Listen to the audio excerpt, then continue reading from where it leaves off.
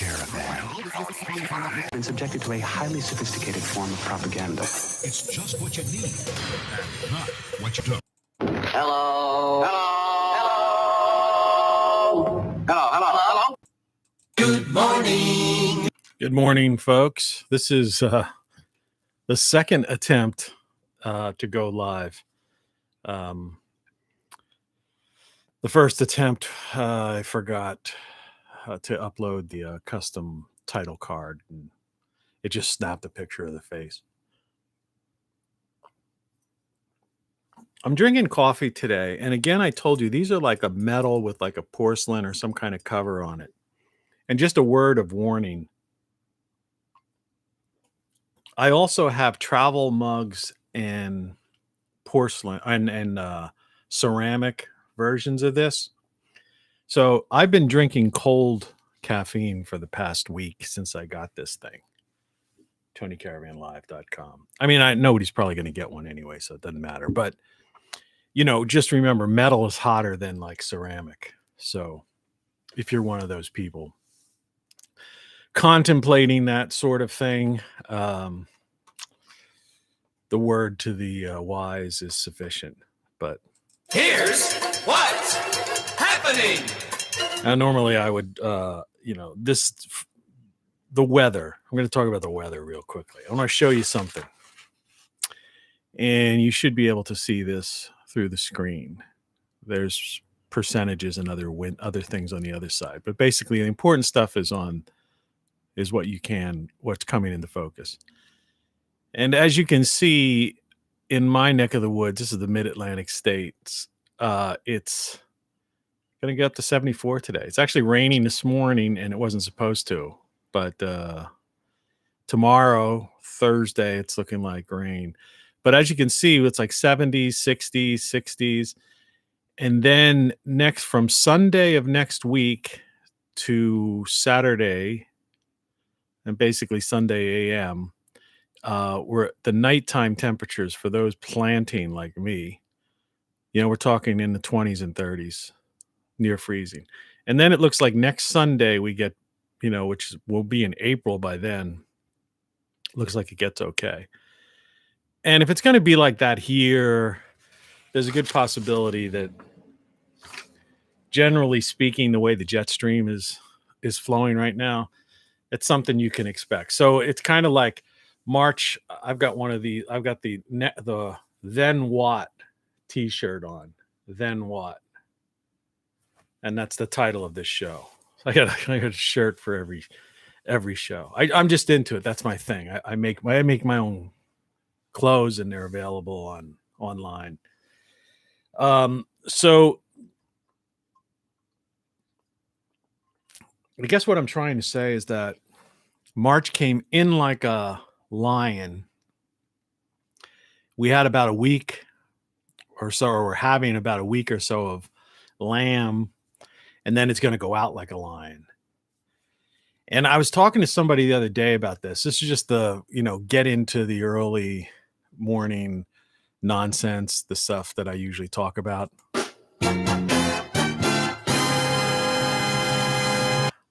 This is personal. Or just in general. Well, this is a stream of consciousness anyway, but isn't that the title? I don't know. Like I said, I put the video up and then I had to take it down. And so now there's probably one that's like to be forthcoming that I'm going to have to delete after this show so it doesn't cause any more problems. But again, I'm using a teapot here to have a hot cup of Java, as they say.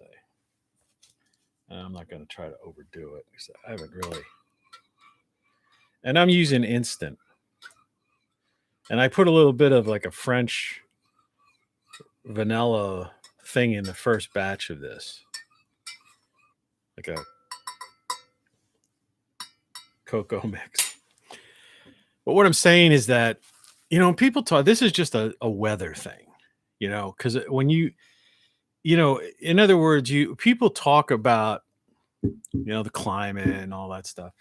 And again, I'm not a political person anymore. I'm out of that scene. I think it's an exercise in futility, and it has been. The lighting today is like super bright. Do I even need this one? Yeah, I guess I do. But maybe we could kick this one back a little. I don't know if that helps or not. But you remember these things from when you were a kid, or at least, and people who are older know these things from when they were a kid, more or less. And it's these little rhymes. March comes in like a lion and out like a lamb. April showers bring May flowers, like that kind of thing. And we all have childhood memories of ridiculous snows and bitter cold, horrendous winters, throughout the US, ridiculous storms. I remember when I was younger, we had the power out for 2 weeks in Pennsylvania. It was almost 2 weeks. It was at least a week. And that was because of that Hurricane Agnes. And that was a storm that, was down, wasn't even in, up in our neck of the woods. But it was such a horrendous hurricane.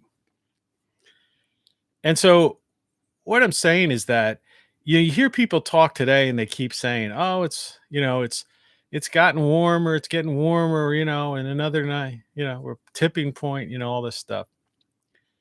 And they forget, and like as if there never was a dust bowl in the 30s, right? Or they never look at any of these the real charts, the cyclical charts, the meteorological charts. They don't talk to farmers. Like you never see a farmer come on TV, right? Somebody who's out there every day.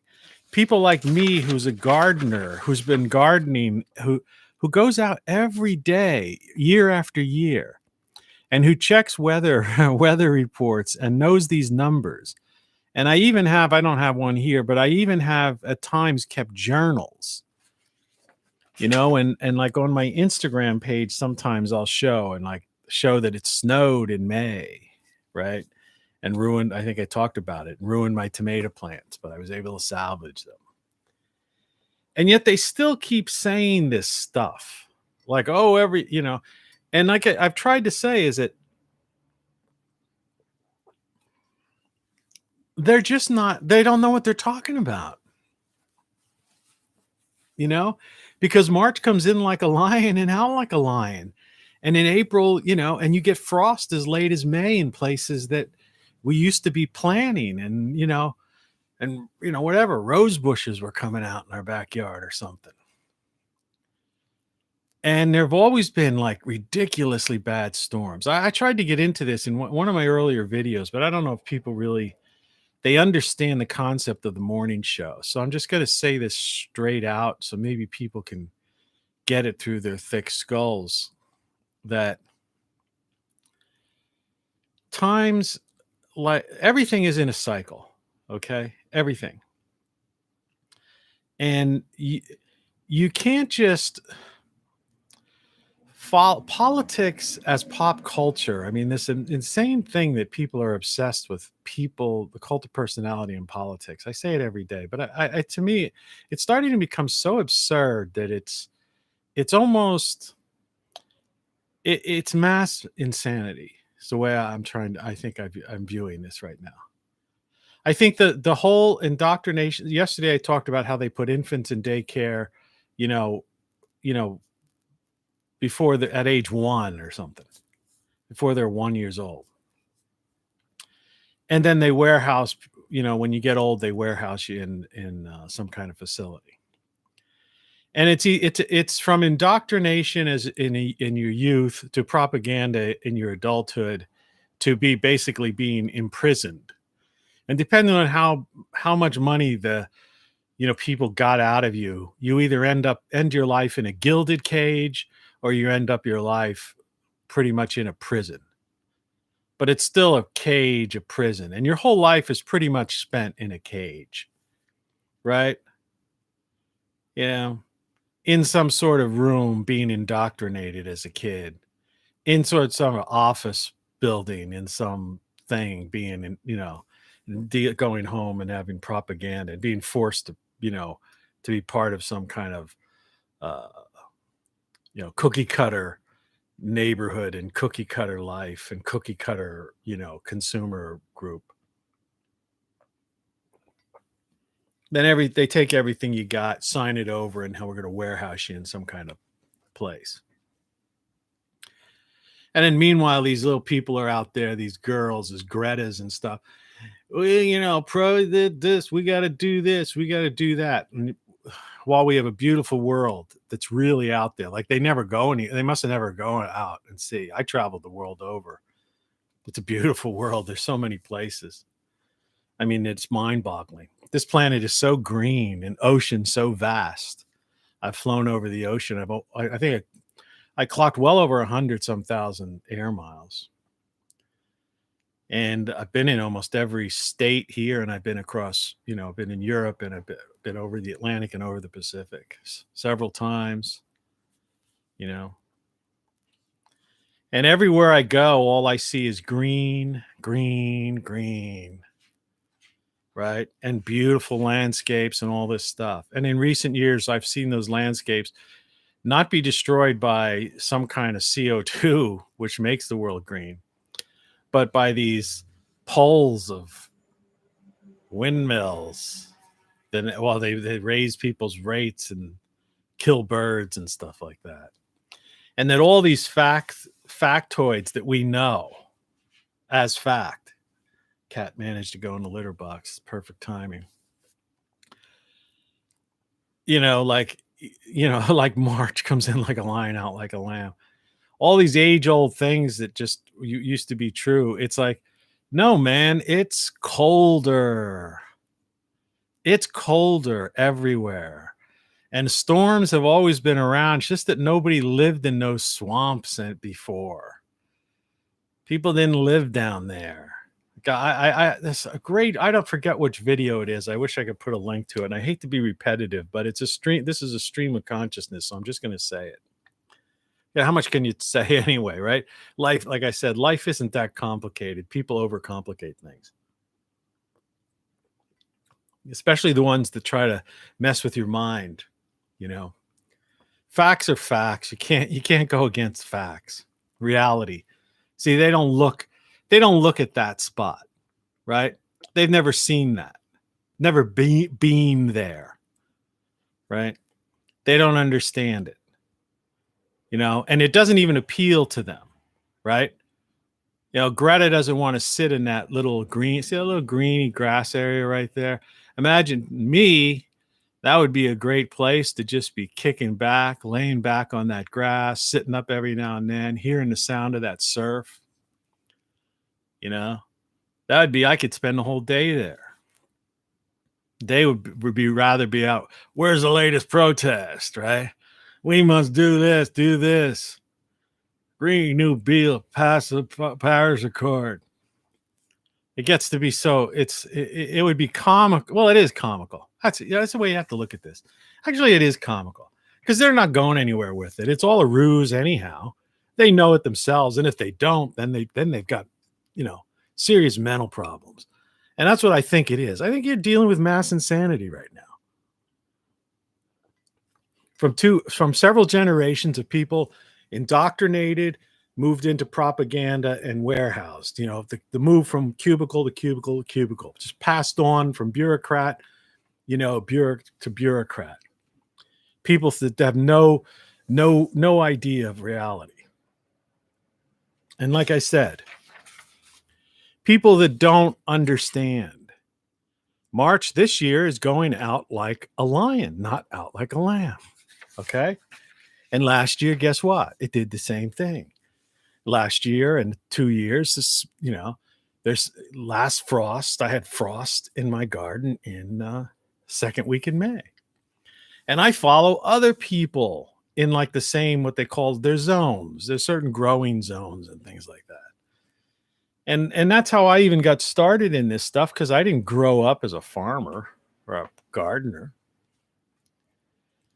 So it's like anybody else. You do research and you learn, and that's how you do it. Trial and error too. But you're out there every day. And these protesters, like I said, protesting is an exercise in futility.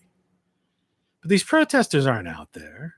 I mean, they may be out on some street, some urban environment, concrete jungle, asphalt jungle, they call it, right? That generates heat because it's black, like a tarmac at an airport where they take the readings, to tell you the weather and say, oh, yeah, weather's gotten hot. Yeah, these hot jet engines on a black tarmac, and they've got a weather, reporting station situated right there next to the tower, probably. Well, not probably. I mean, it's probably next to the tower, but I mean, it's there at one of the hottest places on Earth is an airport, and that's or in the cities, or on college campuses next to the building where they study meteorology, and I've seen this already. They've got like the weather vane, barometric pressure and temperature gauge attached to the meteorological building, and next to it is a black asphalt parking lot, right, with a black roof, black shingled roof, so they could teach the students. And they say, "Oh wow, the temperature is hot." That's right. The temperature is a degree Celsius or two hotter in those three aforementioned places. But out here in the fields, like the WHO said, it's not. It's colder. It's cooler. And as far as more storms, there ain't no more storms. Florida was a swampland 40, 50 years ago. A swampland. You had Miami, Tampa, you had Lake Okeechobee or whatever the heck it's called, that one down south. Right? Watch an old movie from the 40s, Humphrey Bogart, Key Largo, I think it was called. There was a hurricane going on there, and they put the storm shutters up. I've said this before. People used to have storm shutters on their houses that lived along those coastal regions. The few people that did. The rest of that area was just swamp and not abandoned. There could have been hurricanes hitting certain parts of the Gulf, Gulf Coast of Florida, the eastern seaboard, and places, and nobody even knew they happened. It's the same. It's like Tornado Alley. All these places have just, population. I tried to say this before. In the 20s, the population in the U.S. was 100 million, around circa the 20s. Circa the 70s, the population in the U.S. was only 200 million. Well, now, 2021, the population, is 300, according to them, 332 million. I mentioned that in one of my flashcards yesterday. It could be as high as 350 million. So, so people go back, well, in the, before the, in the early 100 years ago, the temperatures were cooler. In the last 100 years, century, the temperature's gone up 1 to 2 degrees Celsius, right? Which means nothing to the average person in the U.S., by the way. People don't know how to convert that stuff, and the ones that have a kind of the slightest idea about it, they kind of know that 0 Celsius is 32 degrees U.S. wise. There's actually a point when you get into negatives, I forget what it is, where they become the same. Minus 20 something, or I don't know what it is. But be that as it may, that doesn't mean anything to anybody, and it's an outright bold-faced lie. Because 100 years ago, there were 232, according to government statistics, there were 232 million less. That's LESS, less people. I'm on a rant right now. So that's why I'm talking this way. 232 million less people lived in the United States alone. All right. And so that means Florida wasn't overpopulated with a bunch of senior citizens. They were selling, when I was a kid, in the back of magazines, they were selling, that was a big joke. You could buy like so many acres of land in Florida for like a couple $100 or something like that. And there were comedians who would go on a Tonight Show and joke about, hey, I just bought such and such. Yeah, swampland in Florida or something, whatever the punchline was. You know? So, in other words, and it's the same with Tornado Alley. I mean, remember The Wizard of Oz was written in the late 1800s. The movie came out, in the 20s or something like that? I don't know when it came out. But what was that about?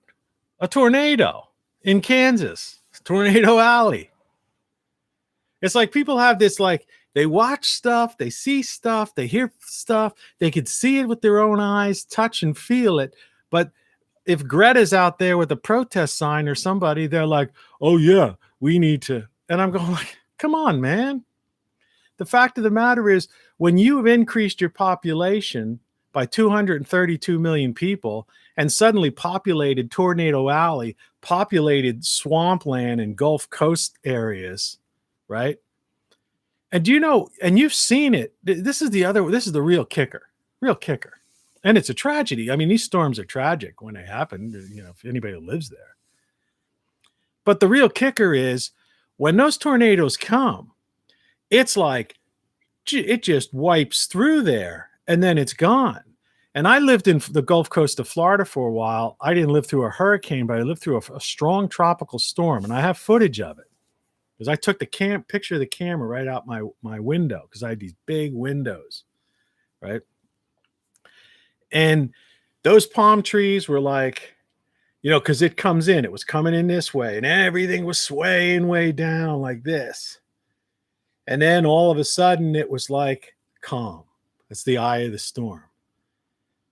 And then the back hit, and then all the palm trees were swaying like this. And then it was over. And the whole thing happened in, I don't know, a half hour, 45 minutes or something like that. I mean, it was just maybe an hour tops. And I ended up going out, walking to the convenience store after it and just looking at all this down palms, like awnings from people's, storefronts and signs from businesses and stuff that all got, blown off the wall and stuff like that. That was only less than 30 years ago.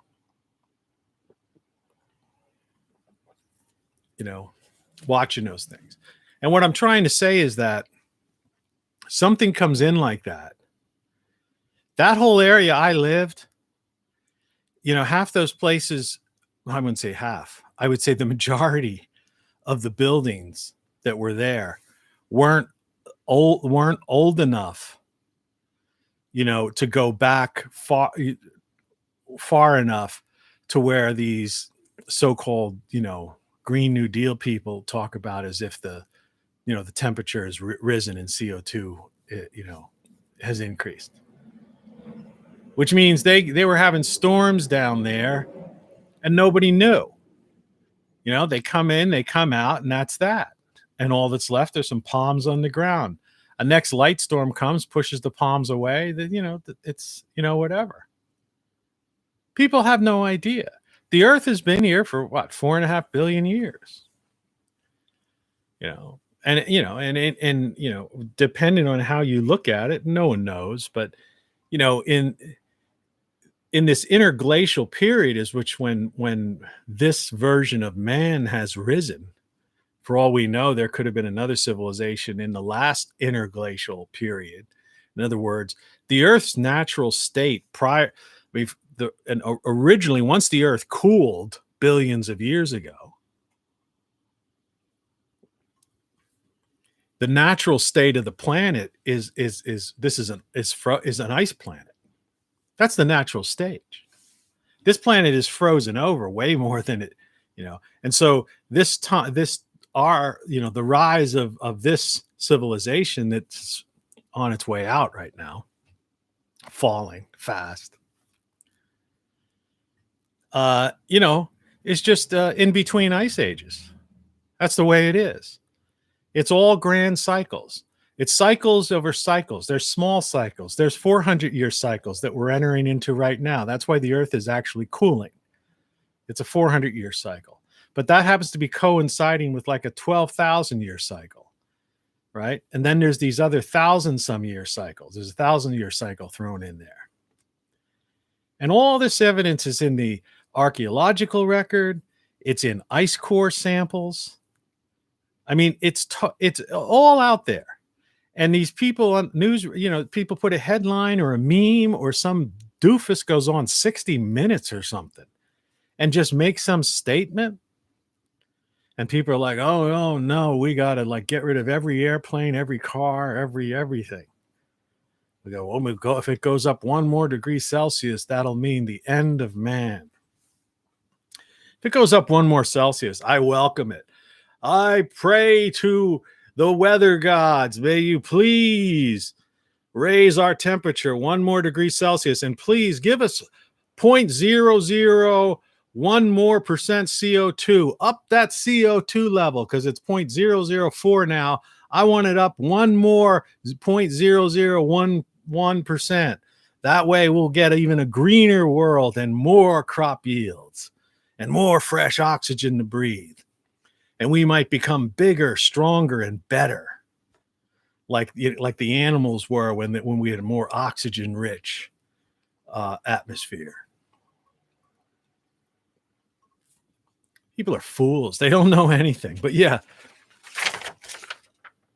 common sense, common history. A person gets to be, 30, 40, 50, 60, 70, whatever. They've seen things their entire life, and but that doesn't mean anything. And yeah, the idea that, like all of these people who are pushing this stuff, they all have private jets. I saw a statistic about Gates and Gore, where they use their jets so many times that the carbon footprint, so to speak, like they like to do it, their carbon footprint is larger than many countries, smaller countries around the world. From they're using their jets to go to Davos and to go to the Paris talks and to go out and make their billions of dollars. They're all billionaires. See, they make money on this. It's like I try to teach. It all comes back to the corporatocracy. And, people are all fools. Anyway, the thing about this show is like, what's next? Or then what? Which kind of is like what's next. But I mean, then what? And that's my answer to the Gretas of the world and people like that. And I hope this video doesn't get like knocked out because I mentioned that. Because this is important stuff. This is, the book is still open. Put some more using my tea kettle, which hardly ever gets any use, to keep my water hot. But like I say, these things here,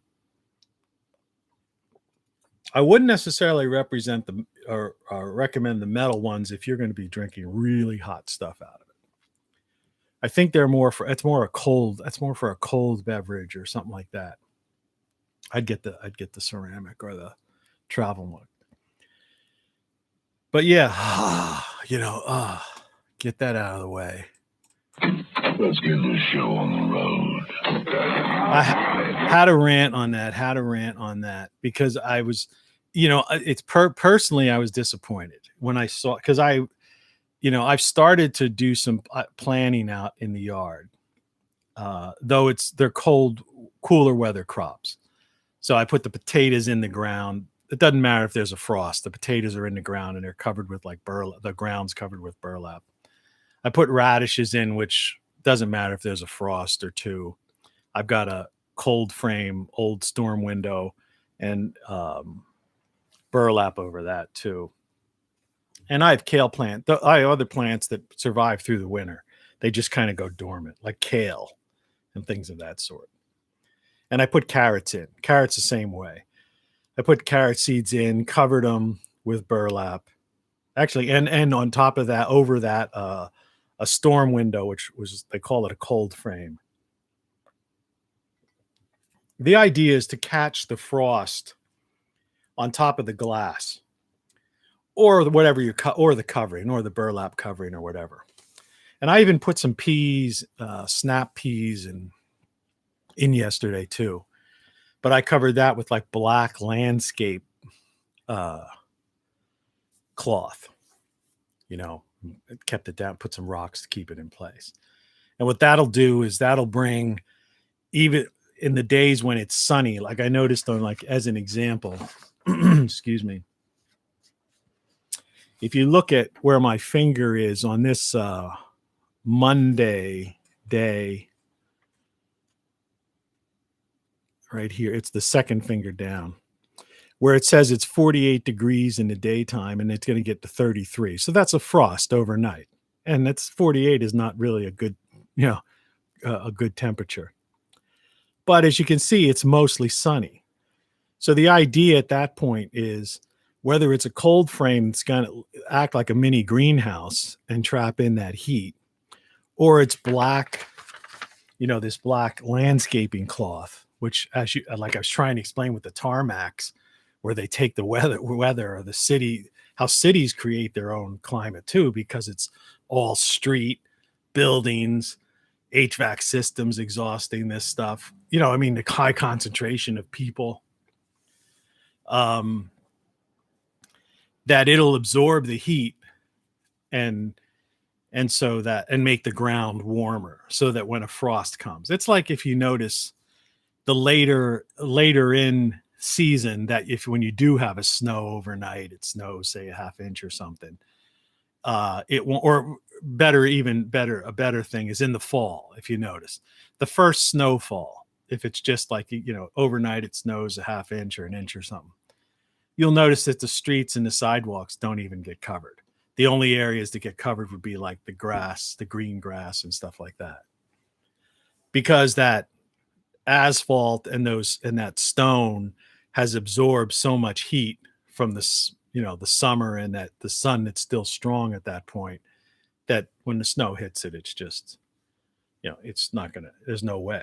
As opposed to blades of thin little blades of grass swaying in the wind, the cold wind and stuff like that. There's no thermal mass there, put it that way.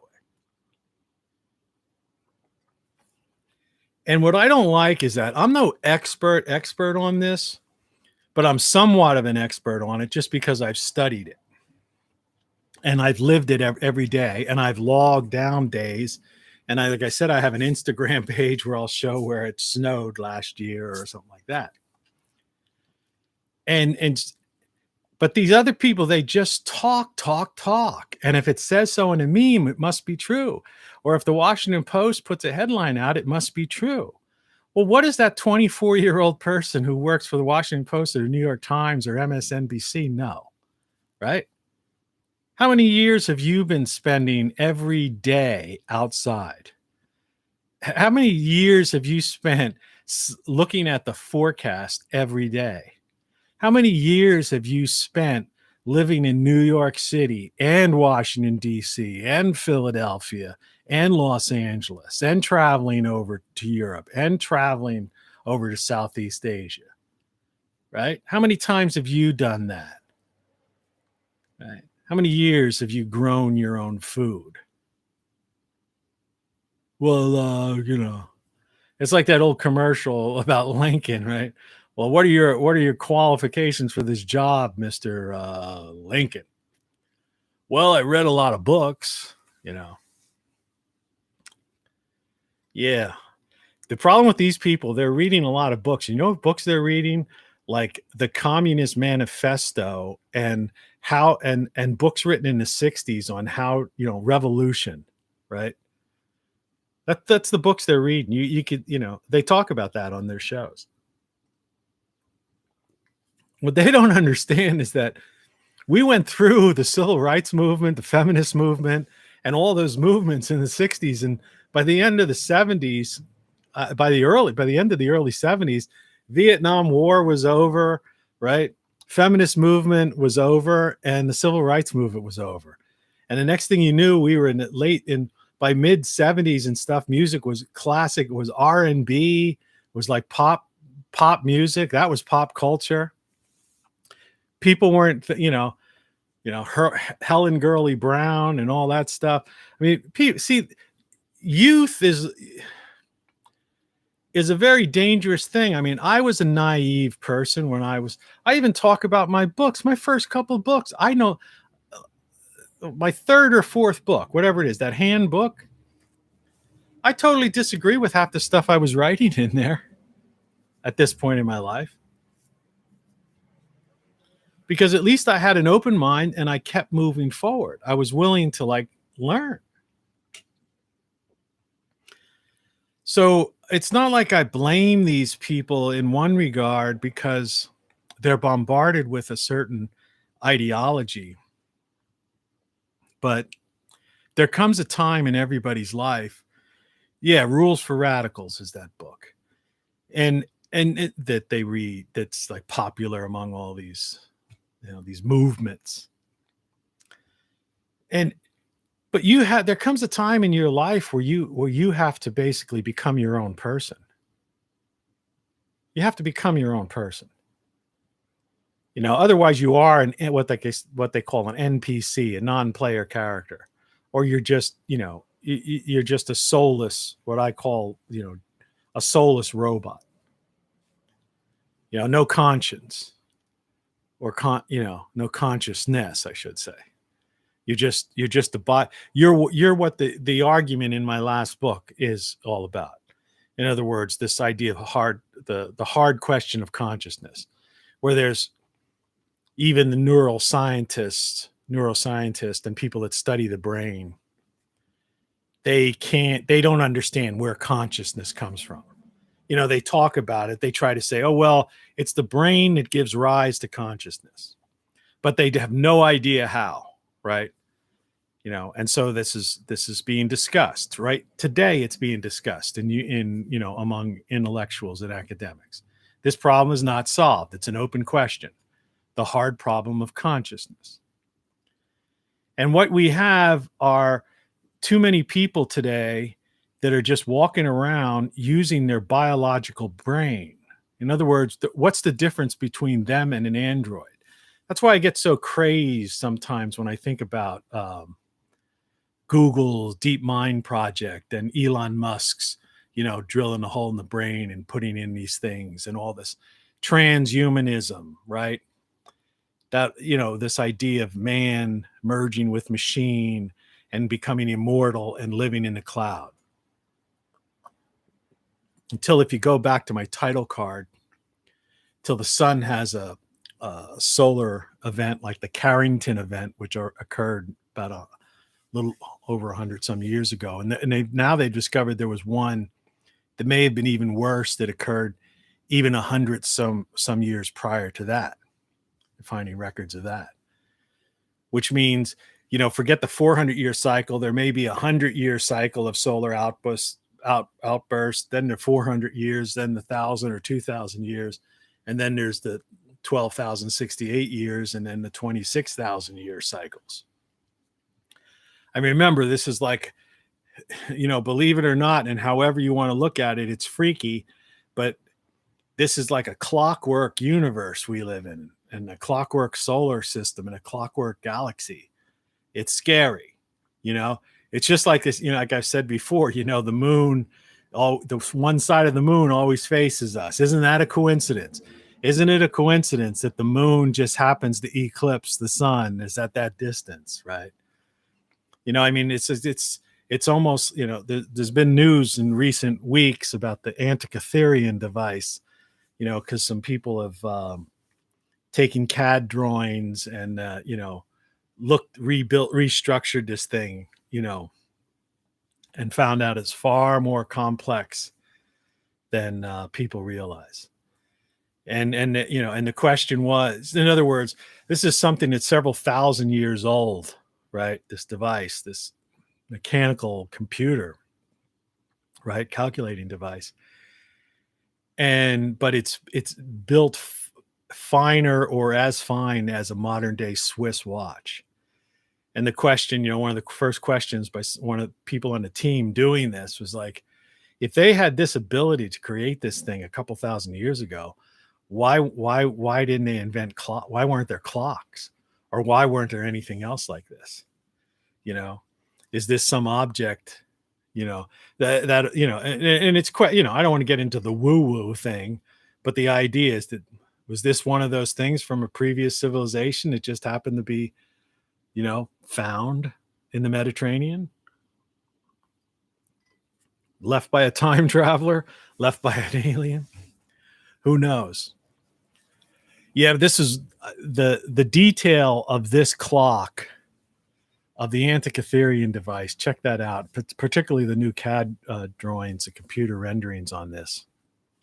Now, this is so sophisticated. This is like Swiss craftsmanship. This would be like, talking about like German engineering. It'd be the equivalent of finding a chariot in Rome that rivaled a Mercedes or something like that. No, it's pretty crazy. Anyway, so the idea, we're living in some kind of clockwork world and universe, and there's all these weird concurrences, coincidences. But like anything, like a clock, it's all a cycle. It's repetitive, right? You go back to noon. It's the same thing as they have with all this idea of, I lose my train of thought so many times. It's the idea. What I was trying to think of, it just kind of came back to me. I'm watching, the chat, and then I lose my train of thought sometimes. The idea of these grand cycles of astrological things. Now, I'm not talking about like your horoscope. Okay. And that's not what I'm talking about. I'm talking about these repetitive things, no matter what culture it is, where they have these grand cycles, whether you're dealing with the Mayans, whether you're dealing with the old, Chinese, whether you're dealing with, culture, religious and cultures from India, whether you're dealing with the American Indian, who, by the way, when you hear, don't mind being called Indian, okay, that's another thing annoying me. It's the same with like African American thing. Just get that thing out of the way.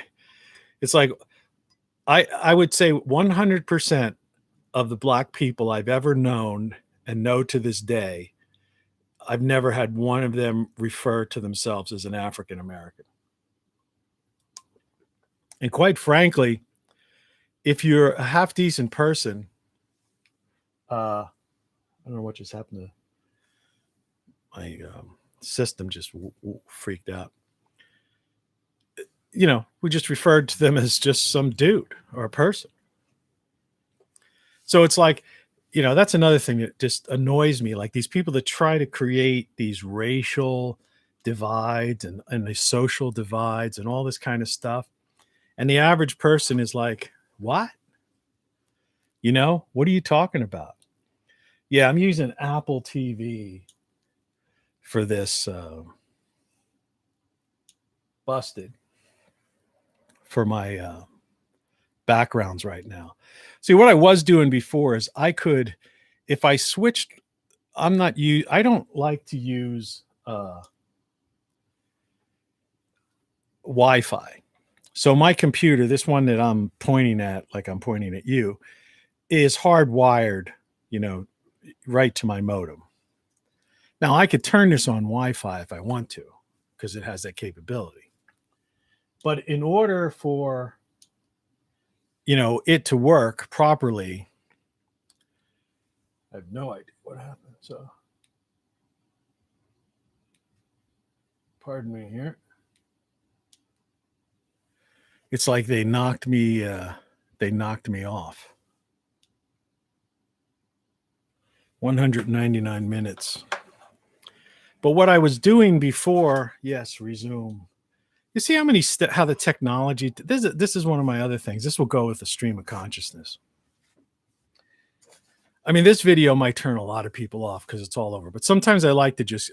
This is being intentionally over, going over the top and just going everywhere. So you see, it's the year 2021. All right. I have to. It took me 7 different clicks to get back to this thing.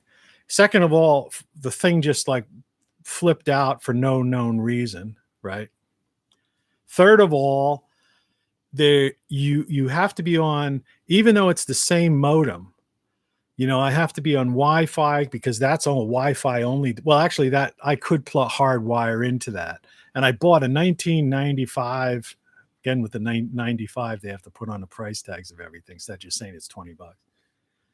This giant cord, right? Internet cable. And it didn't work. And no, I haven't sent it back because I'm tired of it.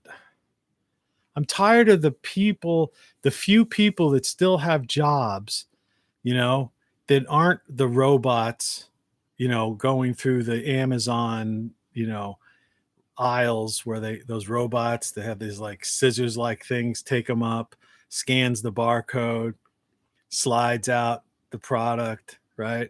Puts it into the box, goes down. Do you ever see those things? They're like, it's crazy.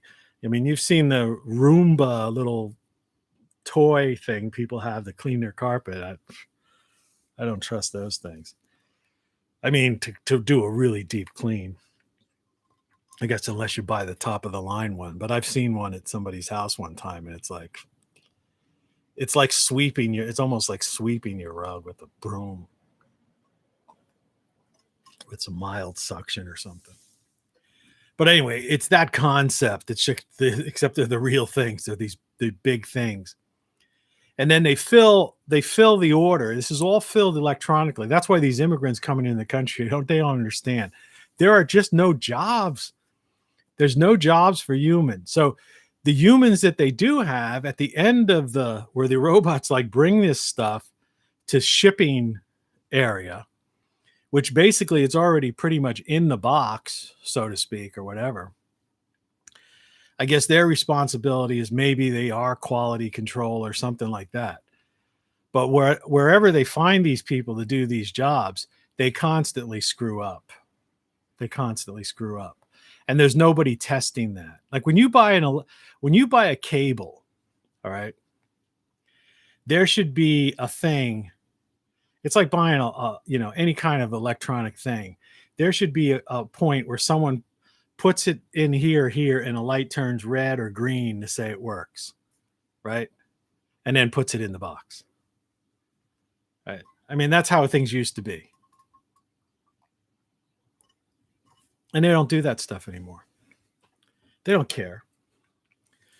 And anyway, and eventually it's just going to it'll be 100% controlled, by robotics. I'm looking to see if there's any steam still coming out of this thing. It's not hard to go through a couple cups of coffee, though, I'll tell you. I don't know if I'm going to go back to this coffee thing or not. Yeah, look at that. Hey, Greta, see that green part there? That's CO2. The ocean collects the CO2 too. Beautiful water, beautiful beaches, all over the world. These people don't travel. They don't know the planet they live on. They don't know its history. They don't know its traditions. They don't know its culture. That's another thing people have. People who have problems that don't understand, movements that we've gone through. like there are people today that don't understand like that are most of our electronics are energy saver, right? Have that little, it's either blue, sometimes it's not even in color, but it's a little square thing that's been in use now for a couple of decades. And so it's like the old UL is now CE type of thing, underwriter's laboratory, the idea that everything gets approved, like regulations or don't like regulations. There's some regulations that are necessary. Okay. You would hope they wouldn't be necessary, but because of human nature and because of all the, I hate to use the word morons out there, that just do not care. They just, they're probably texting while they're at work and they just want to get home and go do something. And, and these are people who went to college and have college debt. So I'm not talking about some poor unfortunate that didn't have a chance at life. I'm talking about, people who should know better. All right. And who have, and the idea that, that our society is, that people don't know this and are acting as if like the past never existed. And they're confusing these what they call the social justice type issues with cultural differences. See, that's the thing people don't understand. Like what's the different cultural differences? I remember when I was down the shore one time in front of this, it was actually a place called the London Ale House. They used to have these jazz bands in there all the time. And there was some dude outside the place. And he was, just for the sake of explaining things, and today you have to say it was some black guy. Okay. Black dude.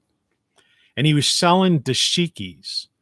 And if you don't know what a dashiki is like an African, you just like, you just one piece thing you put over top of you. And it's got this, and he was selling like dashikis for like $3 or something, $5. I don't know what it was. It was ridiculous. It was right outside of the place. And I'm like, yeah, it's a summertime. I'll take one of those dashikis. That's cool. I wore that out because I used to go out, go to the clubs and stuff like that, wearing a dashiki. People looking at me. The one club I went to, they thought it was next to a club called the Bongo Room. And like some girl came up to me and goes, "Are you in the band next door?" Like it's like, baby, it's a dashiki, man, But the reason I bring that up is dashiki, it's culture. That's African culture. Okay. And there's a difference between cultural differences and cultural, like say, even preferences, right? That then there is between some kind of racial, inequality, injustice, and that sort of thing. So that gets really annoying to me. Is this idea that people go down that weird, have that weird thing in society today. And it's like right now it's going on. There's something going on with like, it's like, they're trying to bring in Asian people into the thing now or whatever. And it's like, I don't know. I'm old enough that we all went, excuse me. We all went past that point, like 30, 35 years ago. And it's like they're resurrecting these ideas. And there's nothing wrong with being liking a particular culture or not being having elements of a particular culture appeal to you, right? And it could be as simplistic, like I always say, as when I was a kid, and I've said this before, it would be the difference of going to a Polish Day picnic and having pierogies and halushkas and all these kind of things, or an Italian thing or a German Bavarian festival, right? That kind of stuff used to be considered culture. The same with the dashiki that I was wearing. In other words, I embraced the African culture because at least that part of it, the idea of saying, yeah, I think this culture, the imagery, your art, is cool, right? Even the beats and stuff. And so that's culture. Now there's someone else out there that might, and that's no different, and you could take culture, and then, the sub level of that would be pop culture, right? Excuse me. Sorry. And so you might have some hair metal person from the 80s, right? Punk rockers from the early 80s, punk rock, death to disco, right? Type of idea. But that wasn't like anti black. Like people who hated disco didn't dislike black people. They just didn't like dance culture. They were, Johnny Rotten did not want to get on the floor, and do a John Travolta, dance. See what the cultural difference is. But it had nothing to do with race, creed, or color, any of that nonsense. And somehow today there's this idea that if you don't, instead, the real diversity is integration of culture with people and acceptance of culture. But hand in hand with that is the idea that people have likes and dislikes within a culture. That doesn't mean they dislike the person, right? So if I were to say, I don't like haggis, okay, that doesn't mean like I hate Scotsman, right? Right? It means I just don't like haggis. Or say I don't like haggis and bagpipes, right? Okay. Which, by the way, I mean, I don't like haggis. Bagpipers, well, I like bagpipers, because I'm, heck, I had a St. Patrick's Day show, whatever. But the idea is that, not that, but I mean, it's a longer story than that. But you get the point there. If you don't like a certain thing, it doesn't mean that you have a problem with every person in that culture or that follows that. And that's the thing, that's the problem that we're having right now. We've destroyed this idea where we want to lump everyone into, like, it's very childish when you think about it, real childish. When you want to say, like, oh, this is a white person, this is an Asian person, this is a black person, or this is, it's like, I mean, how childish and simple-minded can you be? Right? And that brings me to the other point about the lunatics and the crazies, which I was thinking about when I was trying to think about what I was going to talk about today. I was going to have a theme just focused on what I'm about to start to get into. And that is that people don't, this idea of mass insanity in Western civilization is pretty scary. Now, it's the idea of the freedoms that we've had has, in some ways, unfortunately, has brought that to us. And yeah, the nanny state, and the intentional divide and conquer type of idea. But we've reached a point, particularly in what I call the former United States, because Western civilization's already gone. Anyone who pays attention, I got rid of TV, but I have like a set-top box that picks up a lot of Euro news and things like that, and DW. And so I even Sky News and different things. So I will scan, I don't spend a lot of time on it because I'm not a couch potato in that way. And I'm not a media news junkie, but I will scan it because I live in this world and I want to know what's going on in the world. I prefer to be right there right now, sitting on that rock or on that beach. Okay. That's what I really want to do. All right.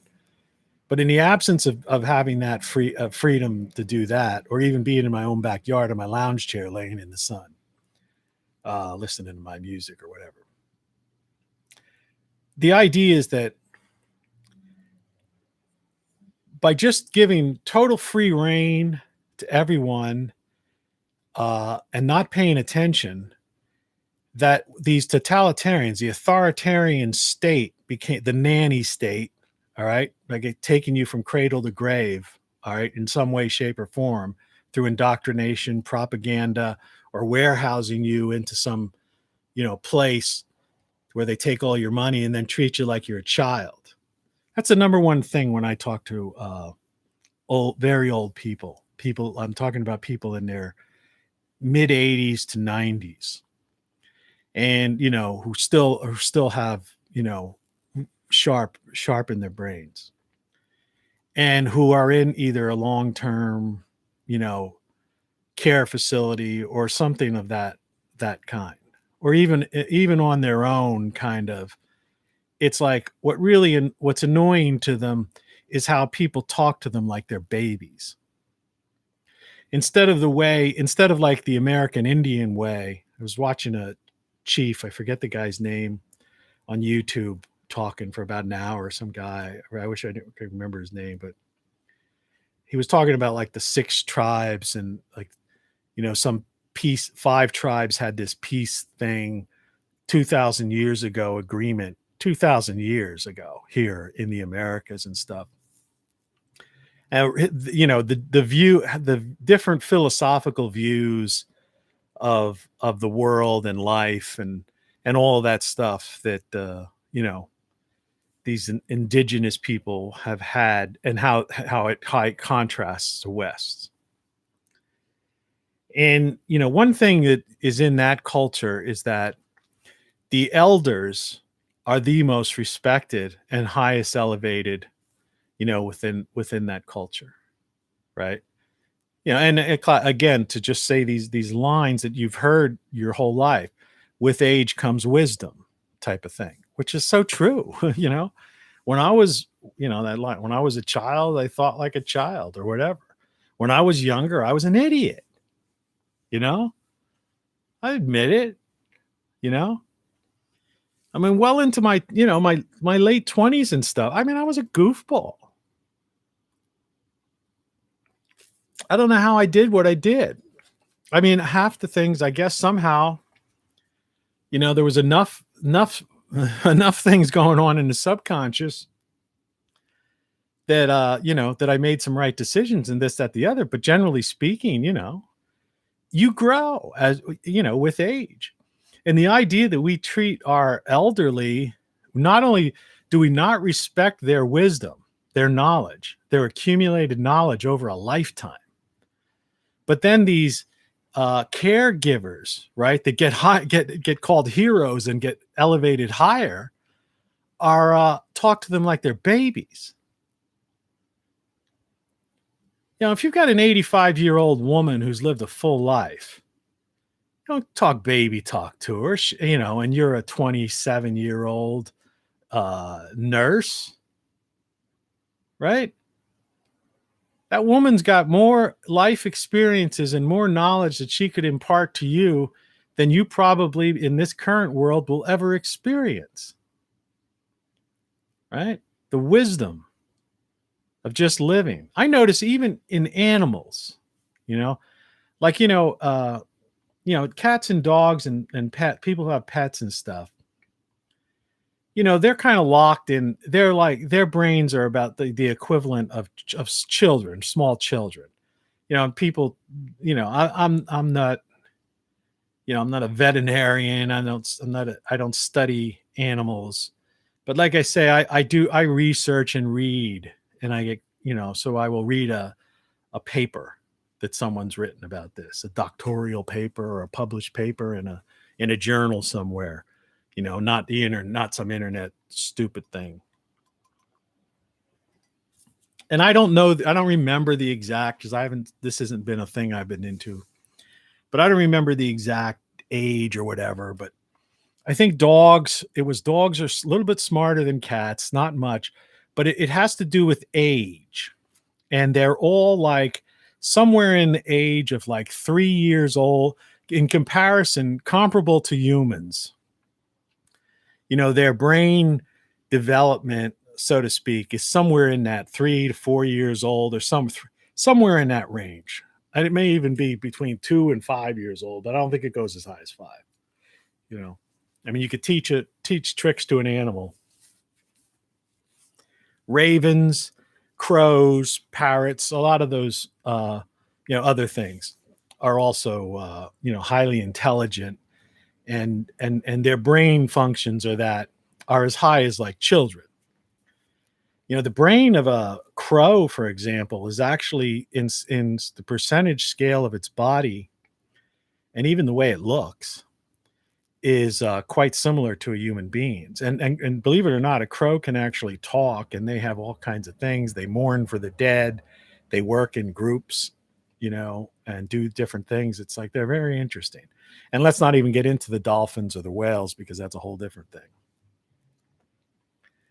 But the point being that even though their brains are limited, more or less only capable of a certain amount of development to a level, okay? Developmental level. Say something is, in other words, the equivalent of a 3-year-old human, right? That with age, they still, and if you could monitor this. This is, like I say, it's common sense, but it's been studied. Still with age, they will, because there's that other aspect of being, right, through experience, that they learn things. So in a sense, wisdom, is wisdom comes with age, even in creatures that are not necessarily at the same mental level as we may be. They're still, and still, well, anyway, it still should be respected. And I see that, and there's so much that's what a lot of this is based on, disrespect. And so we've somehow allowed this Peter Pan culture to just run amok. And they've been taught by a bunch of people who've had agendas, like political agendas, or, other agendas, their own enrichment, right? To become like the ruling elite or something weird like that. And they've used these children as, well, I would say guinea pigs, but, lab rats, but not even. I don't think there was even a science to it. It's almost like they just were running amok. And so we have this mass insanity all over the place now, and it's really pathetic. And I don't see any way of getting out of that. You can't reason with an unreasonable person, is basically the line, which is probably another shirt I should create besides then what? And again, just to reinforce the concept of then what? Then what is the answer to the protester? Let's join the Paris thing. Okay, then what? Right? Then what? Because it's never enough with these people. Okay, like CO2 is going to suddenly. Okay, then what? Well, you'll find something else. Right? It's never enough. I have a song called "It's Never Enough." It's not that great a song, but I mean, it's like I say, I call it beat poetry because, if you just read the lyrics, sometimes it's just as good as, it's the point comes across, they're not always the best tunes over the years. But when I see, you talk about people in South America, Central America, coming into the US. And obviously, despite the fact that our education system is mostly an indoctrination system, it's not entirely, you know, it's basically depends on where, you know, where you grew up, you know, what school system you had, how, you know, when you went through the education system, what state, you know, there's different states have different standards. There are certain teachers that, you know, just go the extra mile, even though they've been given this curriculum. They kind of care about their students instead of just caring about getting them so they could get more state money and appease the administration, right? Because that's the problem. You know, money, the corporatocracy, the people pulling the strings. They're the ones that have caused everything, all the problems. They're caused the downfall of Western civilization, and they caused the fall of the American empire. For better or worse, for some people, but generally speaking, we were the last bastion of hope for civilization on this planet. Because minus America, like it or not, right? You know, when we had all those problems in the early part of the 20th century, it was the Americans who came to the rescue and saved the world from, you know, fascism, communism, right? National socialism. And in the absence of having that power, whether you appreciate that power or not, the concept that it exists, right? As united instead of this irreconcilable difference, split up authoritarian states, varying ideologies, and, you know, are basically at odds with each other. That was holding Western civilization. That was holding the barbarians at the gate, basically. And we don't have that anymore. And it's becoming more and more clear every day. And there are people hanging on, you know, like I have my shirt, you can see there, you don't know what you don't know. That was a shirt I was wearing yesterday. And the problem is there's too many people. That shirt is so key, you know, and that phrase, you know, even more so than my other shirt up here, everything you know is wrong, which is true. But I mean, you don't know what you don't know. And people just don't know what's going on. And they don't know what I'm talking about right now. They don't believe it, right? They won't accept it. Instead, they're hanging on to the cult of personality and saying, oh, things are going to change in 2022 or 2024. Speaking of heavy equipment, I've spoke about in earlier broadcasts, some big piece of heavy equipment, because this is the third time they're trying to dig up my street, this whole town, the sewage system, because even the contractors that they have doing this, they're just inept. And that's what I'm trying to say. See, our civilization, you know, fell when we lost our tradesmen, right? You know, that's it.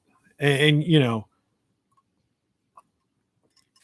that's why union workers make such a good wage, you know, because they're like the last tradesmen out there. You know, it's the same with, you know, why people have this, they're afraid, or they're against the Illuminati and the Masons, because because the Masons basically are tradesmen, you know, right? Passed down. I mean, the idea of the Masons, you know, the core thing, apart from everything else, and I've known many Masons. You know, the core thing, you know, is the building trade. You know, how to build buildings. You know, I mean, yeah, there's all kinds of other things involved with it. It's social. It's you know, it builds character. You know, it's you know, but there's, you know, there's no people who like look at these groups and have conspiracy issues with them. You know, they're missing the whole point. You know, it's, you need to, you know, the idea, it's like I say with elderly people, who are the wisdom which comes with age. The idea of passing down a trade, being able to do something, all right? That is the most important thing in life. These esoteric, meaningless things, these useless degrees, and this just jibber jabber about race and this, that, the other, whatever. It's just like these shootings, there's a shooting every so many weeks or months or something. And then it becomes, media just sells more used cars and prescription drugs. It's free content for them. That's all it is to them.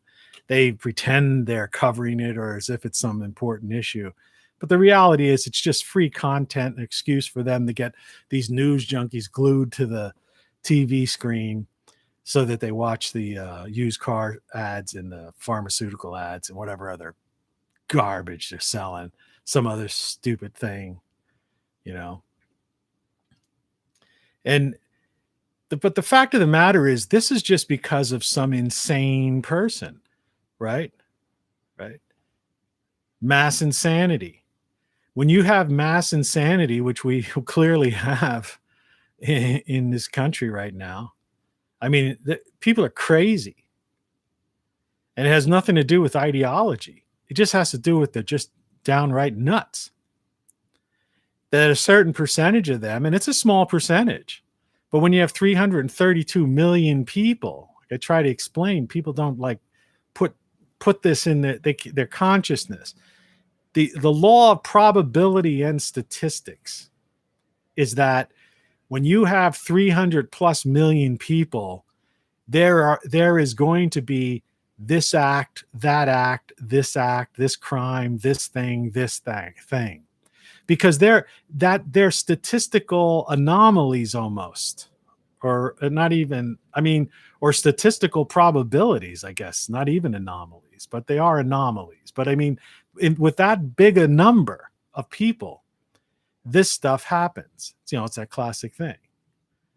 And trying to address it as it's a bigger issue based on, this some sort of cultural thing and race. Let's bring race into it. Let's bring this into it. Let's bring that into it. That's not the discussion. These are anomalies. When you just got too many people. And the failure is in the education system and in the media that's basically either indoctrinated or propagandized, and a certain minute percentage. And remember, it's a minute percentage. I talked about this yesterday. Just taking 300 million as an example, our population 332 million, but say round it down to 300. 1% of 300 million, okay, is 3 million, okay? All right. 1% is 3 million. So 1 million is 1/3 of 1%. Okay. Think about that. And so 300,000 then would be like 0.1%, and 100,000 would be like 0.0, a third of 0.1%. You know what I mean? And it goes down. So what is like one shooter, one crazy, or a dozen lunatics? Or what would be 300 people out of 3 million? 300 million storming the Capitol or something, right? Even 300 people in a population of 300 million. You're talking 0.000. These are statistically, this is going to happen in, that thing. It's like there's so many, it's just in any instance, in any case, right? You could talk in medicine, in science, in meteors, right? The odds when you have such a high number, here, the odds of something, of some anomaly or something doing a certain thing, is almost assured. And it has nothing to do with any of these other factors that people try to throw in there for their own personal gain, or to sell cars on a television station, or to gain, money and power, raise funding, or depopulate, or pit people against each other, or deflect the public away from how they're trying to destroy the society. And then they're encouraging all of these people to come in from Central and South America, even Mexico. And they're coming in for what? Hey, come to America. Then what? There's no jobs here. There's not going to be jobs here. Every year, between robotics, automation, AI, algorithms, right? Like I said yesterday, the scariest thing of all is that the ruling elite, it's like the farmer just decides to get in his pickup truck and abandon and just leave the farm, and the cows are just sitting there in their fields. What happens then? And we're getting close to that point where these people, they just don't need us in their minds. They've sucked so much money out of Western civilization, as they toppled Western civilization and now toppled the U.S. Last year was the year, and this year is like the final. That's why I'm saying we have about 6 months, 18 months at the outset, because it's not like you turn a light switch off, but between 6 and 18 months. But last year there was so much money sucked out of this country by the ruling elite that that's why guys like Bezos just said, I'm left Amazon. Why I think even Gates left Microsoft a few years ago and stuff like that. I mean, these guys,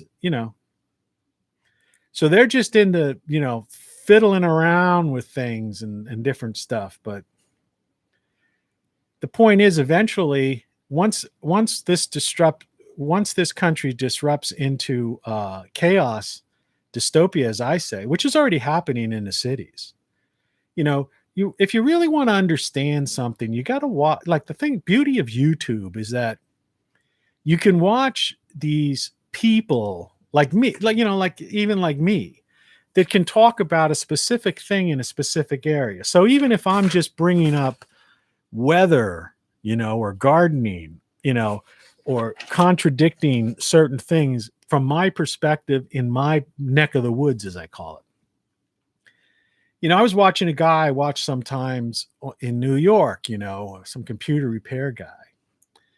And, and he's, the guy knows his stuff. And I don't want to, I'm not going to name names and stuff, because I don't know if you want, I don't want to put anybody forcibly affiliate anybody with me. And I don't want anybody forcibly affiliating myself with them. But if you know who I'm talking about, you know who I'm talking about. But I like the guy, and he's got a good head in his shoulders, and he fixes computers.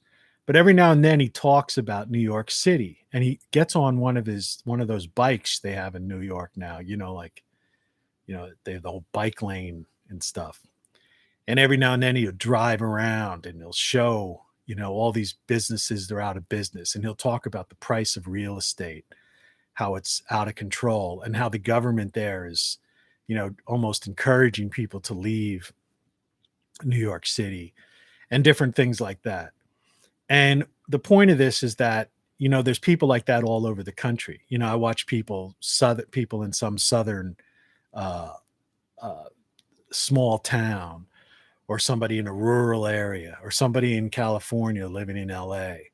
And it gives you the pulse, so to speak, the pulse of the nation.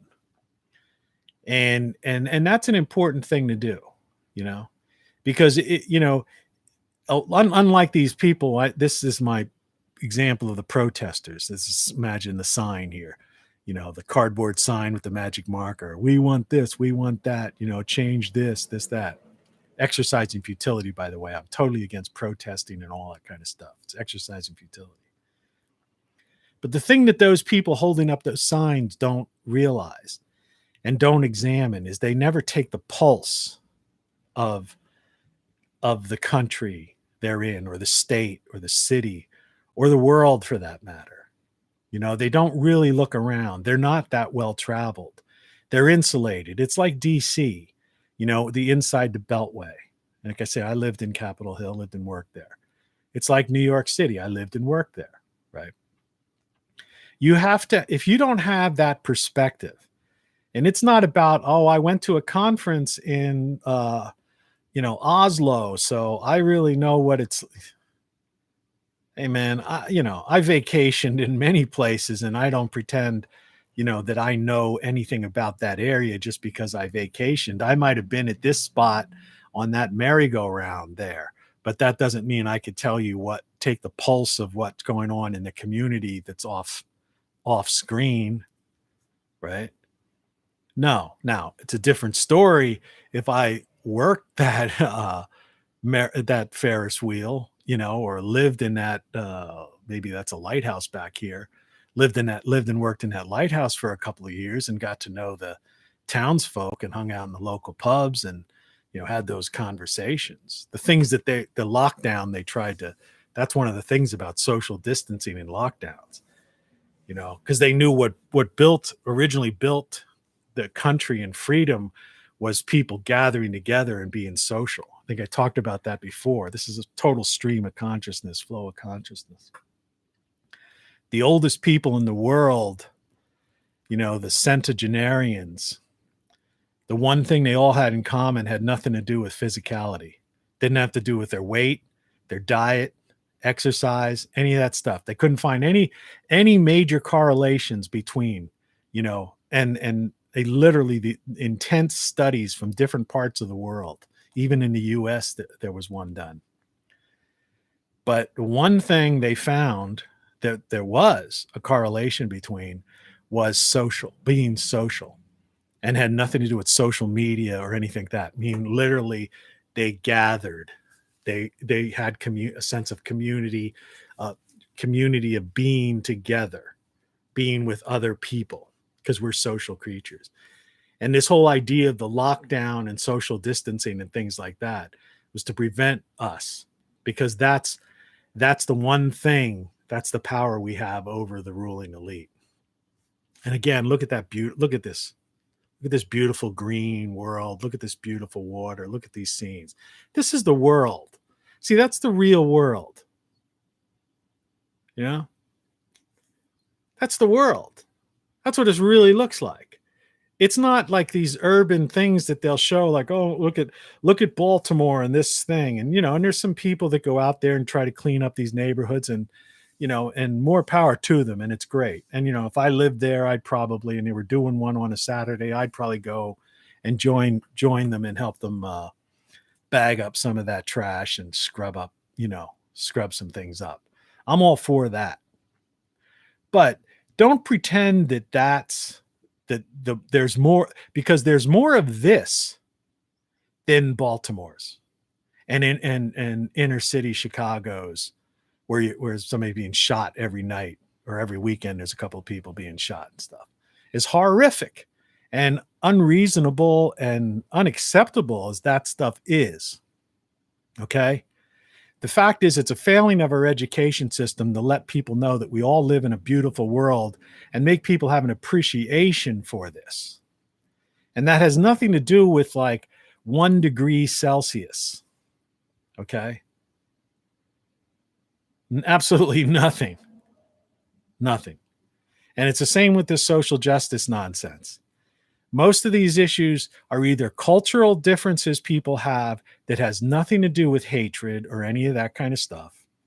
And or when there's one of these so-called events somewhere that the media, gets crazed over, that's a statistical anomaly. It's just because you got 332 million people living within a certain amount of space, and that you are going to have every so often, some loon, okay, go off the handle. And it has nothing to do, it doesn't matter what that person says, right? You know, well, the person was this color, the person was this religion, the person like saw this speech. So what? So did 100 million other people did, and they didn't go on some rampage. You know, why don't they? Did you ever hear anybody say that, right? Nobody ever says that. And if they do, they would cut them off, right? Simple solution, right? Next time you hear somebody say something, and they'll probably, like I said, I don't have the news, but they'll be talking about this latest one that happened, you know, wherever. Like I say, well, I'm not going to give credit to it and push it, because you don't publicize acts of violence. You know, that just gives credit to the person that does these unthinkable acts. But you know, the media, they give, you know, they'll play that thing, milk it, you know, as far as they can. Excuse me, right up to the president of the United States. You know, they're glorifying this act of violence, this anomalous act, for their own either political, social, fundraising, you know, some kind of motivation, right? Beneficial to them, right? And the media to sell used cars and pharmaceuticals and things like that on their commercials for the news junkies. Got to watch the TV nonstop. My life, that they don't want to watch, you know, that, right? That's like, well, that's boring. No, that's not boring. That's what life's all about, man. You're on this planet. You're part of this whole thing. Nature's what it's all about. Being human, living life, experiencing life. That's what it's all about. Learning, experience, you know, wisdom. But they'll milk and milk and milk that thing. But nobody's going to come out and say 100 million other people or 200 other million people saw that speech or followed that thing, or were of that color, or were of that religion, or were of that whatever. And they didn't go on a rampage. So how do they explain that? Well, they don't. They just, that's just kept out of the discussion. And that's, you know, that gets to the heart of the matter. You know, it really cuts right to the heart of the matter. So I'm going to try to bring all this stuff together, you know, that I talked about, if I can. I don't have notes, anything here. In fact, the only thing I really did print out today was this, because I actually wanted a copy of that so I know when to cover double cover some of my plants out in my yard that I put out there. But the idea is that to try to bring it together. So you got 332 million in this place, the former United States of America. Emphasis on former, because we're completely divided, so we can't be united. Irreconcilable differences, just like in a divorce. Okay, irreconcilable differences. Californians, you know, and New Yorker authoritarians, not the people. You know, because there's people caught up, you know, you don't have a choice. It's like they say, you don't have a choice if you were born in, you know, in Brooklyn. It's not your fault that Cuomo, you know, did some kind of, you know, threw a bunch of people in a nursing home or something like that, or that they want to raise taxes and, you know, do something. It's not your fault. You live there. Okay. But I mean, in generally, you know, you've got an authoritarian governor in, say, New York, that's completely the opposite of the governor in Florida, right? And who some people would say would be authoritarian in a different way. And it's the same would be like, you could look at California, right? You know, and there's like, they got 2 million people trying to, you know, signatures to remove that governor, but he's still a governor, and they probably won't get rid of him. You know, who might be different with, say, the governor of Texas. You know, and you can go state by state, you know, where you could have, you know, you could look at the differences between Chicago, say, and, you know, I don't know, Oklahoma. And that's throughout the country. And then you see media, you know, and then you hear all these people, and all you see is irreconcilable differences and all this kind of crazy stuff. It's mass insanity. but it's not going to come together that way. What you have to do is realize that these places exist. All right. This isn't some fantasy of photo thing taken 50 years ago, 30 years ago, or even 10 years ago. All right. This is the world today. And what you have to do is you've got to realize that we live in a beautiful world, and that even within your own neighborhood or where you live, unless you're living in one, living in some hellhole, that you've got some time. If you're living in a hellhole, get the hell out of it. All right. I did. If you're spending too much money and you're underwater financially, then do what I did. Buy a cheaper house. All right. Reduce your expenses. Don't get caught up in the cult of personality. Don't allow them to just keep postponing until this place becomes an authoritarian dictatorship. Right? Keep hoping, they'll change in 2022, 2024. No, man. There comes a time, like I said, Rome fell. Afterwards, you had Italy. Okay? And people living in Tuscany region, people living in Naples and different, areas, for hundreds and hundreds of years, thousands, they lived good, long lives. In fact, in the Mediterranean, the Mediterranean diet, a lot of those people lived longer than most people and were healthy and happy. Okay. So the idea is that it's not the end. You have to come to the acceptance that it's the end of an empire is not the end of the world. And dystopia will exist, but it's not universal. And you can find happiness and your life can be even better. In many ways, during this lockdown, I hate to admit this, but during the lockdown, my life was better. I mean, first of all, over the past, say, not calendar year, but fiscal year, so to speak, I got $1,200, $600, and then $1,400, right? So I got $3,200 in cash. All right. Free money. Okay. I don't go many places, because I travel, like I said before, I did all my traveling when I was younger. And so now I have my world, and I do this stuff, and I'm just trying to share ideas with people for free. I'm not trying to sell cups and stuff. I talk about it, but it's like, I'm just trying to make my show authentic, in my mind, because I'm a broadcaster. Okay. That's all.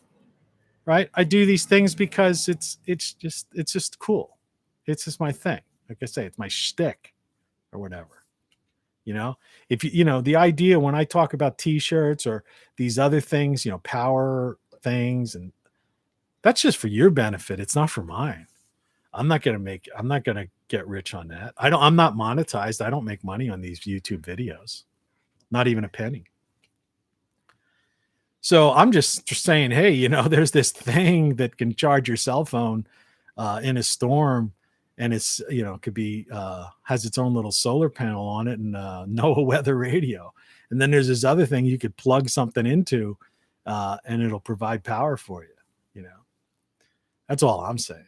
I'm not saying, get it, don't get it, whatever. I'm just saying, be aware. The same as I'm trying to tell you about these issues. So be aware that people are crazy out there, but that doesn't mean that it's the end of the world. It just means it's the fall of an empire. It's the changing, times change. It's that cycle, like I said, we talked about earlier. It's the cycle of life, the cycle of clockwork of the universe, the clockwork of, of the solar system. And we've got other problems, to deal with. And that doesn't even mean when when you suffer, you have a health problem or loss and other things like that, you know, when you go through stuff like that, all of these goofy things that, people are obsessed with suddenly become meaningless. And that if you've gone through it, when someone experiences a death, someone gets like I had a health issue or something, and you think you might have, it might be it. The last thing on your mind is anything to do with, whatever, politics or the cult of personality or even materialism or money or any of those things. It's like, you don't care about that. And so if you don't care about those things at that point, what it is what's happening is that you're actually having a moment of clarity at that point. And it's important to maintain that. And I've maintained that. That was like, that was a life changing experience. I mean, I've experienced death in the family, right? And I've experienced health issues. And, I've survived those. Well, I'm a survivor of all that stuff. And like I say, knock on wood,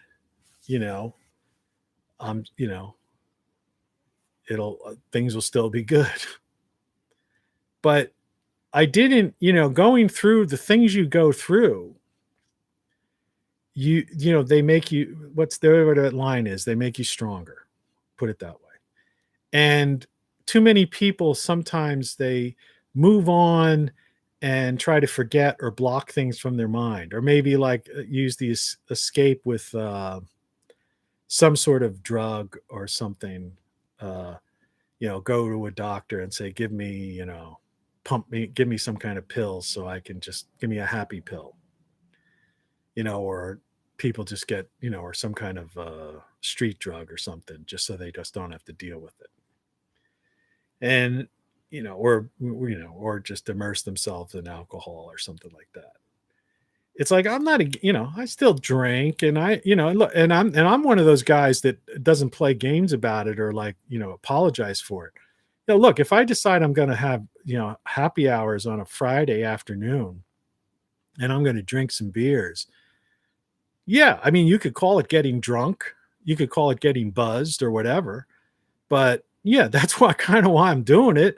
I'm going to play music. I'm going to play the music louder than normal, and I'm going to be drinking some beers, hopefully with a, friend or two, puffing on a cigar and having fun. So I'm, that's nothing wrong with that, recreation. But the idea of not using it as a crutch, not using it as an escape, I mean, or at least not as a daily escape. It's the same with television. So, accept the fact that there's loons out there, accept the fact that the media, I keep pointing up where I used to have a TV on the wall. I don't anymore. That's the TV that used to be on the wall.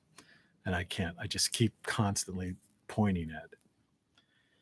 But, that there are people that will use any kind of event, any kind of thing to their advantage. But to their advantage is basically, this is the so-called the self-appointed ruling elite. These are the people trying to sell advertising. These are multi-millionaires, billionaires, or even people just making six figures in local media. Politicians, right? Causes trying to raise money, where the leaders, the upper echelon of those causes, these organizations, they all, are living very well now, right? Big houses, nice cars, and people are donating to these, various social causes, and they don't realize. Just like the foundations, a lot of the foundations are fronts, because what happens is people donate to the foundation, but the foundation then gives money to an NGO or some other group that the people who are on the board of the foundation have a financial interest in. So in effect, they if they donate 10 million, if the foundation donates $10 million to such and such, there's a big media event about, oh, look at, they just gave this African community, $10 million to clean their water. But then they don't tell you that this is like one little photo op, and that the group that was supposed to supply the water or build this thing or whatever was owned by the board of directors of the foundation. And that, yeah, that kid that day, got water, but, it didn't change the world. We give like millions upon millions and millions of dollars to Central America, in aid. And why are hundreds and hundreds of thousands of people, if not millions, trying to escape those areas? And people say, oh, it's because of the cartels and the crime. Nah. It's because that money is directly given to dictators, is giving to corrupt politicians who won't police their own countries. Plain and simple. Plain and simple. And these poor people who are coming up over the border and, and thinking America, it's like, you blew it. You should have came here maybe 10 or 20 years ago, maybe 30 years ago. Actually, you should have came here 50 years ago, because, this country was great in the 60s and the 70s, even into the 80s. It was fine, but it started falling apart in the 80s. Let's face it. All right. This isn't a recent development. It's just escalated, and the people, the powers that be, the Great Reset people, the Davos set, are just at the point where they're like, come on, enough is enough. Let's just crush this country once and for all, so we could have this global rule and not have to deal with this anymore. Because in other words, the farmer wants to get in his pickup truck and leave, and he doesn't care about the cattle anymore. All right.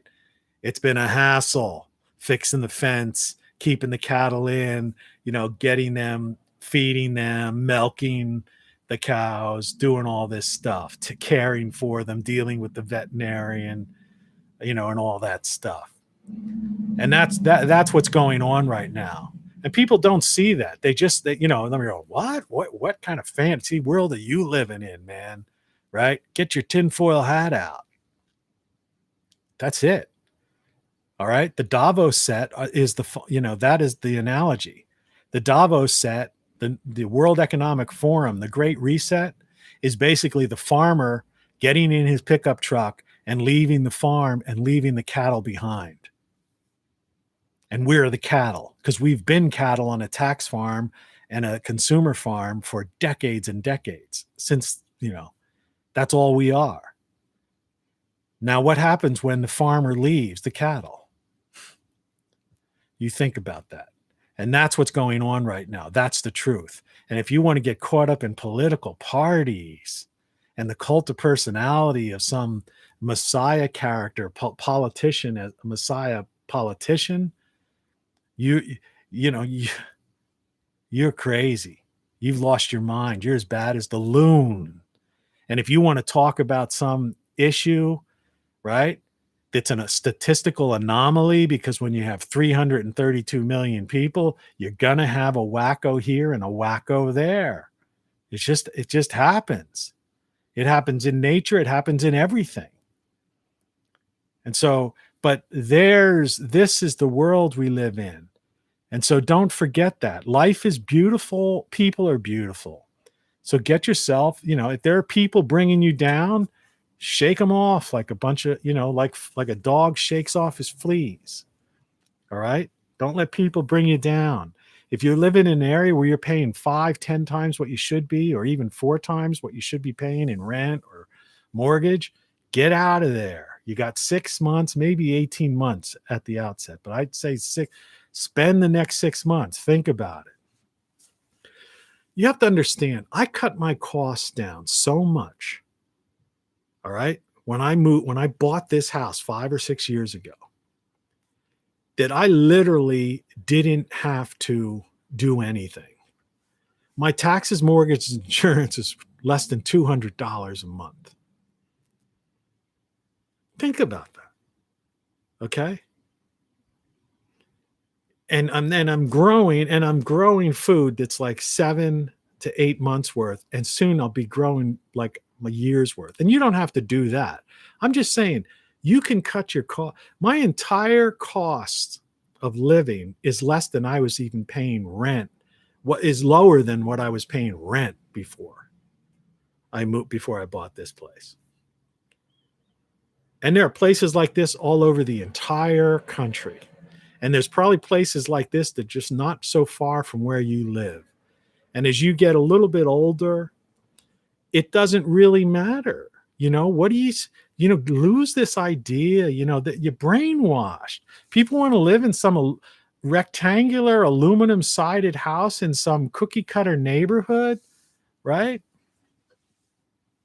They got to commute to work, job they don't necessarily like. Well, you cut your costs down so much. You almost don't have to work. I mean, you literally you can make a living on a gig economy. I mean, and if you're getting closer to retirement age, well, man, definitely do it. But, either way, you have to use things. You have to there's a game. It's all a game. I don't like to use that word, but it is. Life is a game. And, there are certain, they've got rules to the game. And it's not so much rules, because I don't like the word rules either. But there's instructions, you open up, here's the game. It's a game box. And so you pick up the box, or there's an instruction thing in there. And here's how you play the game, right? Whatever the game it may be. And I'm not talking a video game. All right. I'm talking about a game, like an old fashioned game. Though I guess it could be a video game or a, digital cloud based, game, but not some shoot 'em up and kill the weird creatures to climb over the mountain and that kind of nonsense. That's not what I'm talking about. That's fantasy, that's adventure. That's escapism. If you do that, that's fine. But don't pretend that's escapism. That's like binge watching a TV show. Okay. That's escapism. No, I'm talking about the game of life, and there is this, here's the game of life. Here's how you play that game. And you have to see life like that.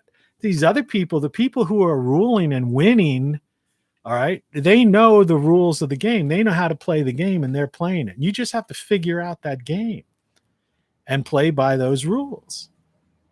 And that's how you get ahead. And there are certain, and not say, well, I don't want to do this or I don't want to do that. No, simplify your life. I was always the type of person, I've worked my entire life. I started working when I was a kid for my dad. And by the time I had my Social Security card at age 16. So I was working at a Rite Aid stocking shelves while I was in high school. Okay.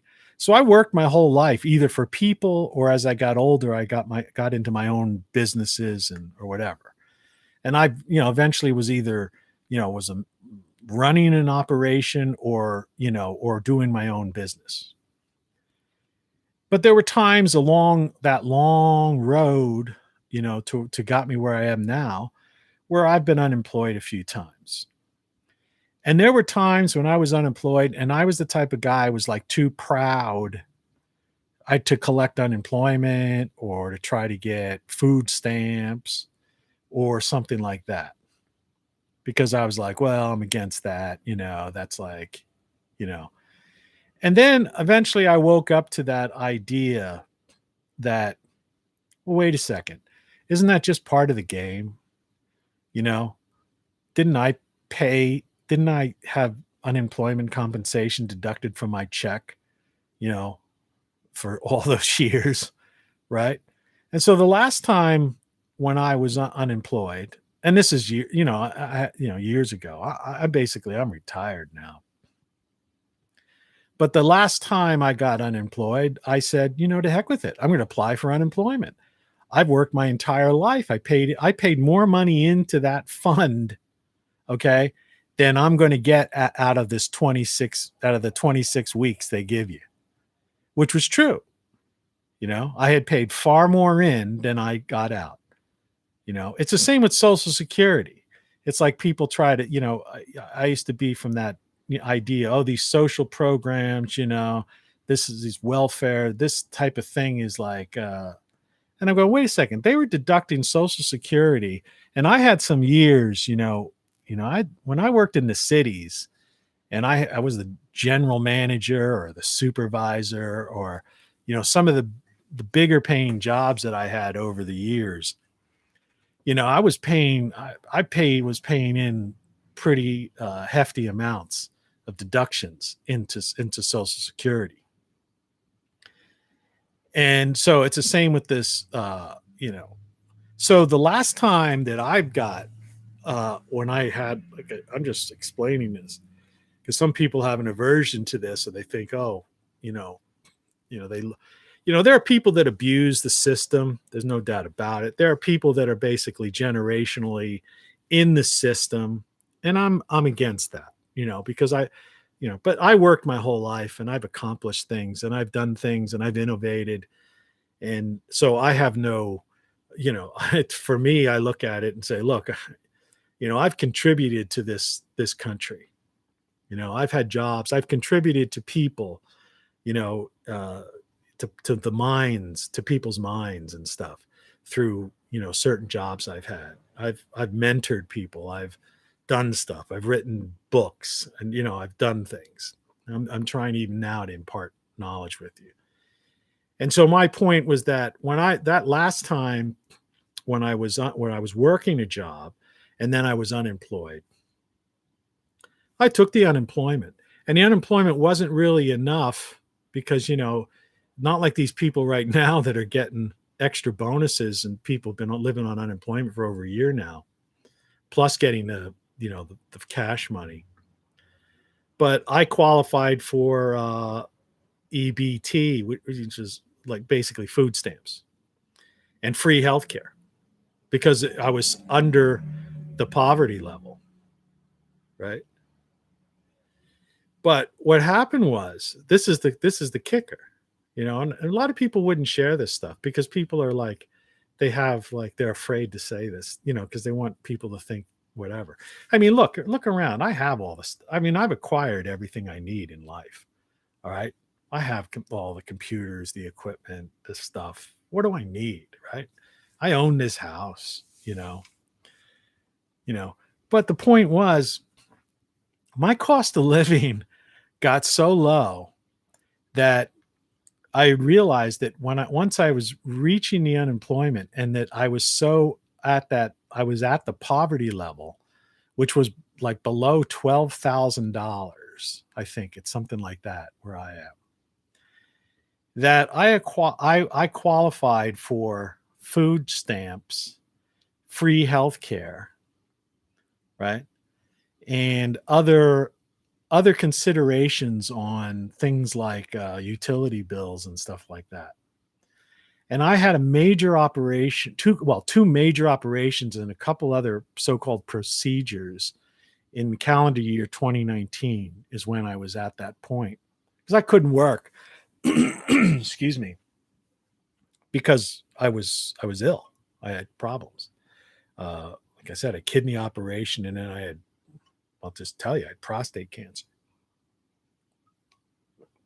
And there were other issues prior to that ended up me knowing that I had these issues. That's all over now. That's was a year ago. And I've gone a year, like I say, knock on wood, with zero, PSA numbers and stuff like that. And I'm hoping for the best, and I'm upbeat, but having had bought this particular property and having a mortgage, taxes, and insurance under $200 a month,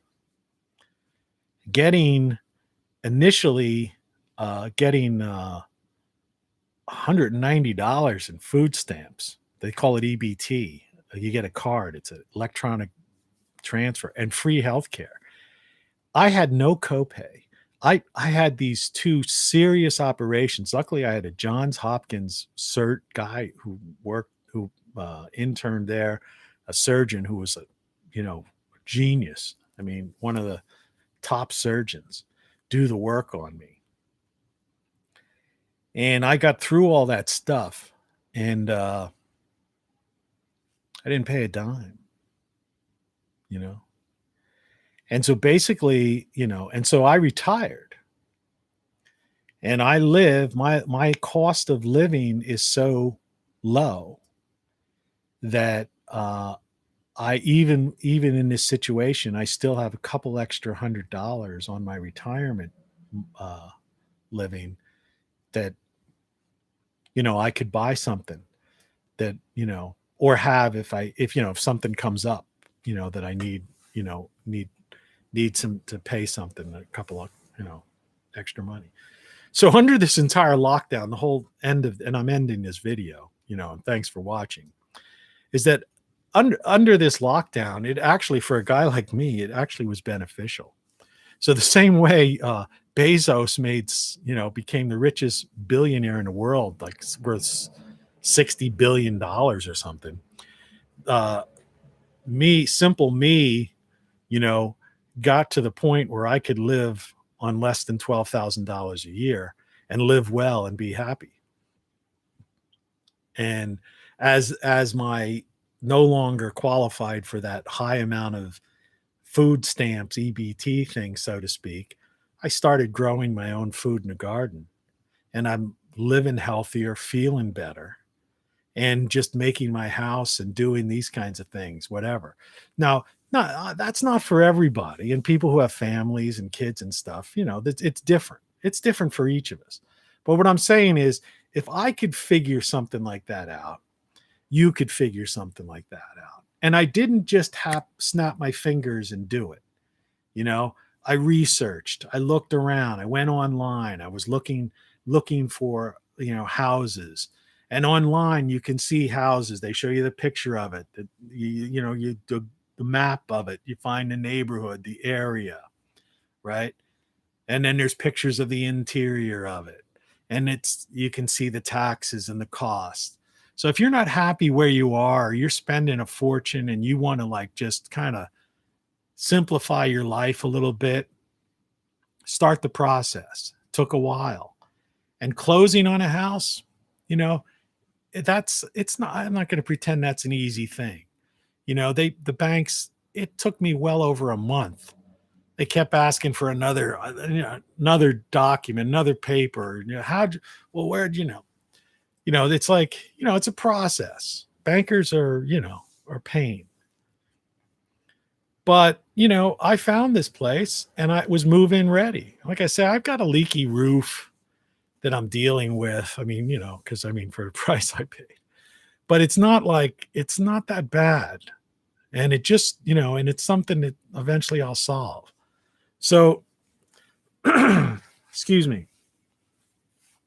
So even under the worst conditions and having, some tragic things occur in my life, I've still found a way that I still can appreciate the beauty of the world, the beauty of life, and still can live a life that is, have all the technology, all the things I want, and do this and share it with people like you.